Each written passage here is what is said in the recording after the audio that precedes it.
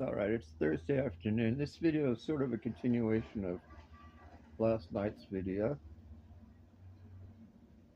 I awoken from my swim trip. Wow, that was interesting. hmm Yep.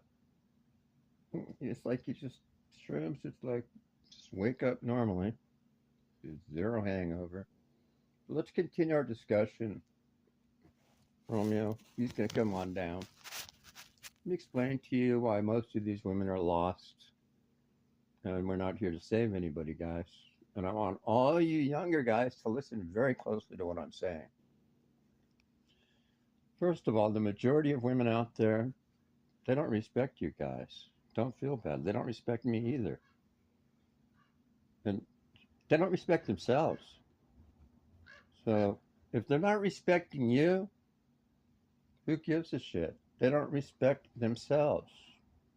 Now let me explain to you, we'll break it apart, why they don't respect you. Well, there's many reasons. But women don't respect guys they don't like, and a lot of them don't respect guys they do like. A lot of the modern day women nowadays are just abhorrent creatures. Literally. Look up the word abhorrent. They're nefarious. I hate to use the term weird, because I very rarely use it. I'd rather just use the term fucked up. Weird could be, I'm weird, but I'm not fucked up. Let me explain why they don't respect you in one area, and why there is a double standard, and there has to be a double standard when it comes to body counts. For obvious reasons. I mean, if women think they're wired like us and think just go out there and fuck away like us and not get traumatized by it, they're wrong. Because even we can get traumatized by it, but in a different way. They forget we're doing the penetrating. Now, women may say, well, you're insecure. What, you got a small penis? You wear that? None of that shit. Probably have a bigger dick than most of you women have ever seen. The fact is, I don't like used cars. Well, actually, I do like used cars. I just don't like cars with a lot of miles on them. See the difference? See, I'll take an older car with low miles, but I don't want to take an older car with high miles because I bought one a couple of years ago and it needs to work still. What I'm trying to tell you is, and I think almost everybody, if they're being intellectually honest, will agree with what I'm saying. It's as simple as this. When was the last time you heard a woman complain about a dude's body count? Never. Unless she's some religious freak or something. That's never an issue. I mean, I've never heard a woman say, maybe in rare cases, if they just think he's cheating away, but if a woman knows the dude's going to be faithful to her and love her, she doesn't care about his body count. In fact, women rather have a guy with a higher than lower body count. And that's why you never hear women talking about it, because they don't care.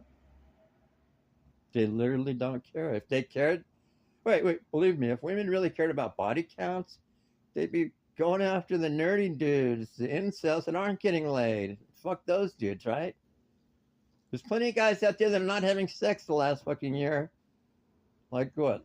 Like a third of all men under age 30 are not having sex? And then the government wonders, why are there school shootings?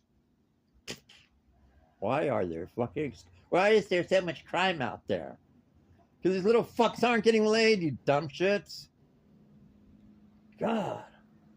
Got all these fucking, even these low T guys that are not getting laid are still horny and just, they're going to do violent shit. They're going to act out. So if ladies really cared about society, they'd be not so much fucking just 20% of the dudes, they'd be fucking all these dudes in one way or another. That doesn't mean some supermodel's got to fuck some dude who's fat, but just wait. There's no shortage of fat chicks out there. Seriously. Have you guys licked?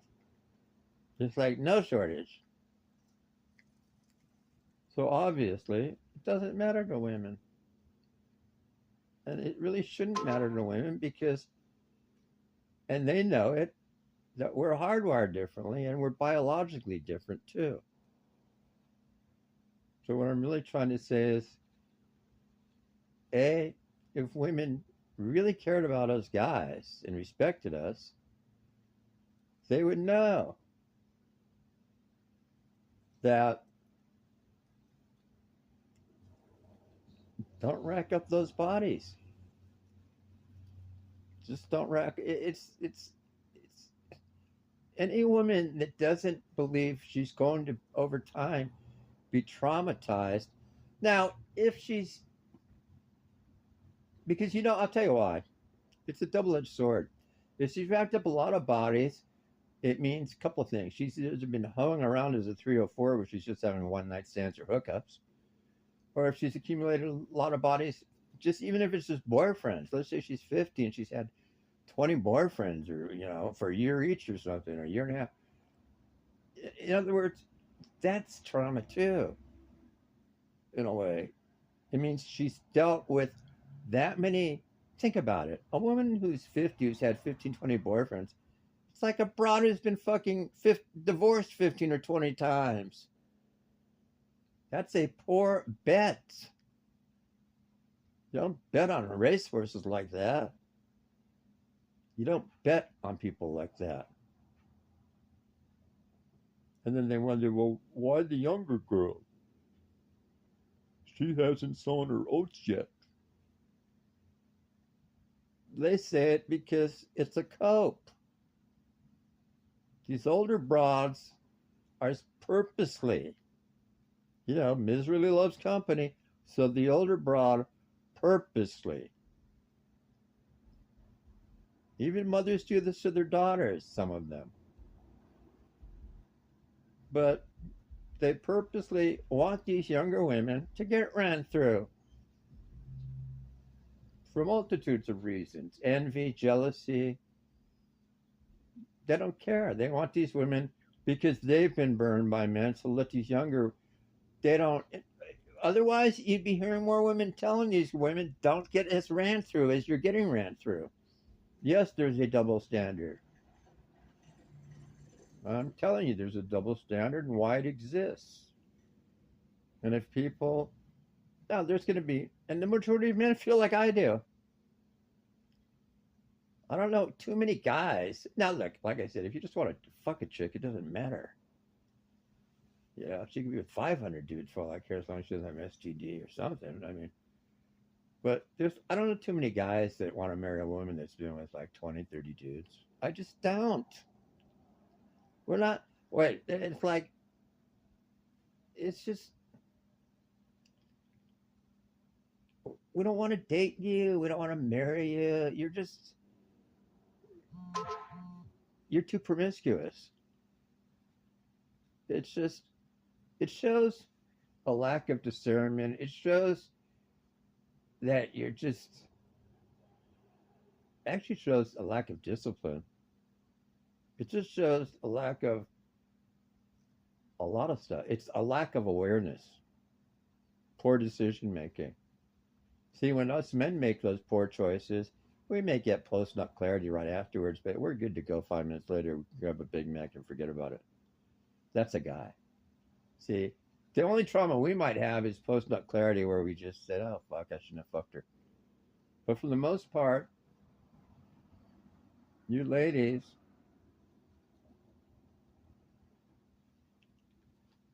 we don't want your baggage.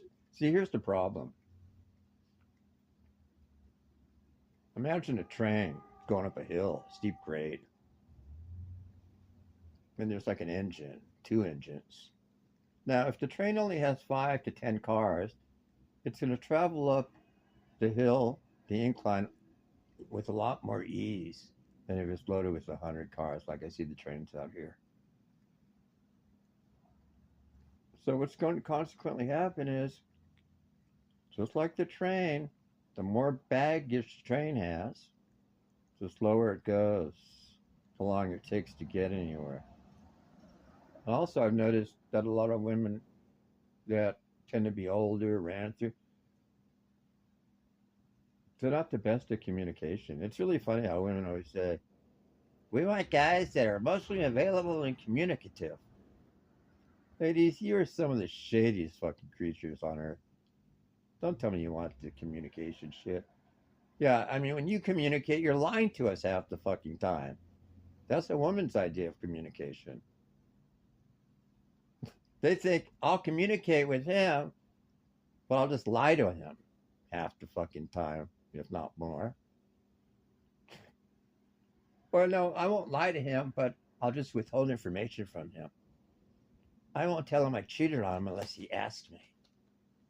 Well, why would he fucking ask you?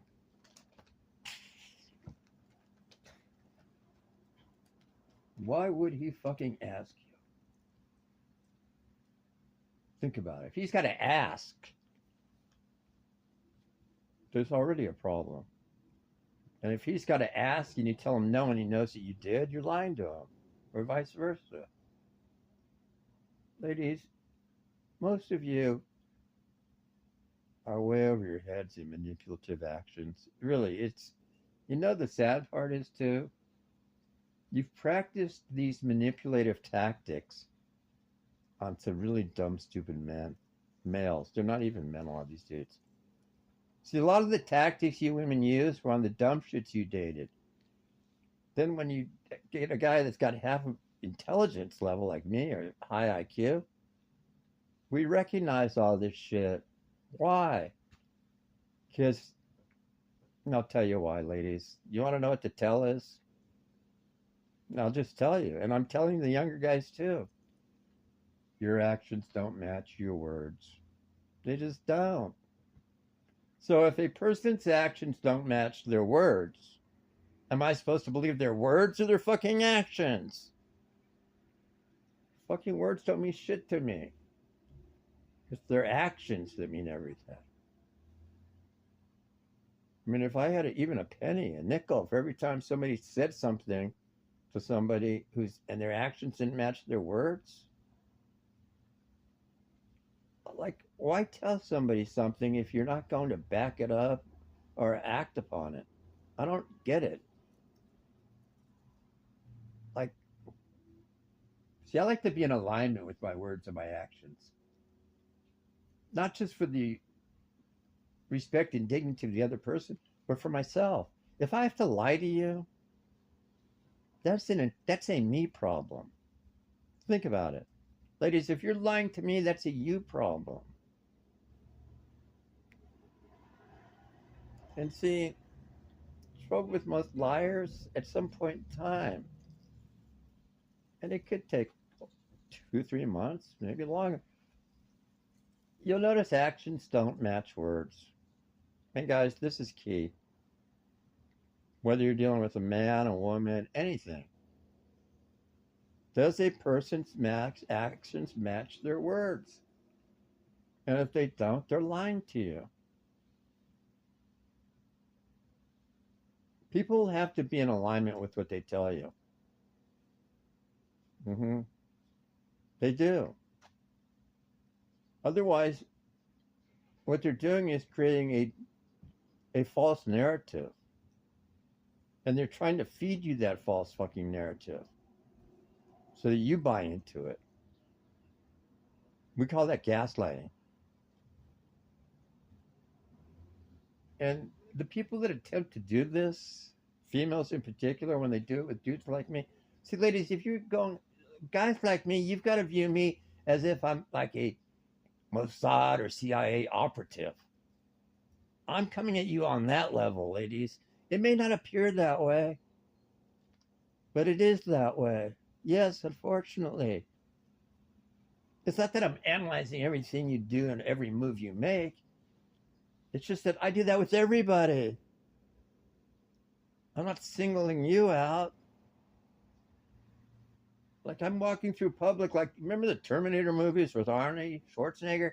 You'd see the point of view from inside his head, and he'd see all these computer calculations and numbers and shit, and thermal imaging and shit. I'm telling you, I walk the world that way. It doesn't appear that way. I know. A lot of you people think he's just getting stoned. He doesn't know what he's doing. Folks, let me tell you something. Knock, knock. Getting stoned and doing shrooms makes you more aware of shit. It's not like alcohol. See, you people who drink, you get drunk. Yeah, you're in a stupor half the fucking time. Weed smokers aren't. Why do you think we can drive vehicles? God. Yesterday I went out to the In-N-Out to get a burger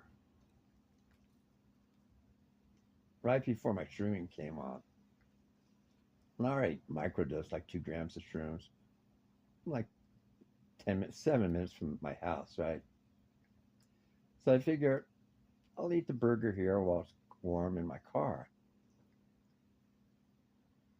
And before I know it, like about 30, 45 minutes gone by since I took the shrooms. And now I'm starting to come on. I figure, oh, God. Like, I knew if I had to drive any further than where my home was. And it was nighttime, too. There weren't many cars on the road, but it was one of those deals where the only way I can describe it is it's like as you're approaching an object, the object keeps getting farther and farther away from you. That's the only analogy I can use. So you're driving towards like a signal on a street lamp or, a light, and it's moving further and further away from you, even though you're getting closer to it. It's a weird effect. It's a weird effect. You're not heavily hallucinating like DMT or something. You would never drive on that stuff, but see, it's like I wouldn't want to have driven any farther than I did.